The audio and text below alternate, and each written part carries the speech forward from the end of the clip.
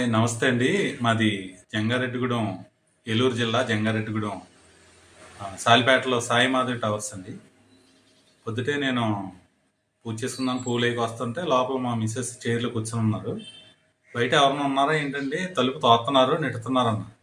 ఏంటి నెడుతున్నారు అనేప్పటికీ ఏంటంటే నాకు ఆ తలుపు నెడుతున్నట్టు ఇవన్నీ కదులుతున్నట్టు అనిపించిందండి అని అన్న. తీరా మేము గవగా లోపలికి వచ్చేప్పటికి మాకైతే తెలియలేదు. తను గమనించింది.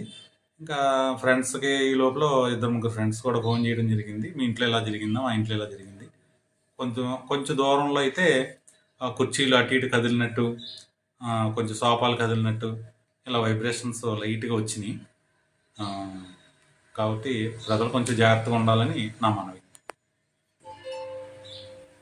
ఇంతకుముందు ఎప్పుడు మా పెద్దలు కానీ వేరే వాళ్ళు కానీ అసలు జంగారెడ్డిగూడెం పరిసర ప్రాంతాల్లో భూకంపం అనేది వచ్చిందని ఎవరు చెప్పలేదు.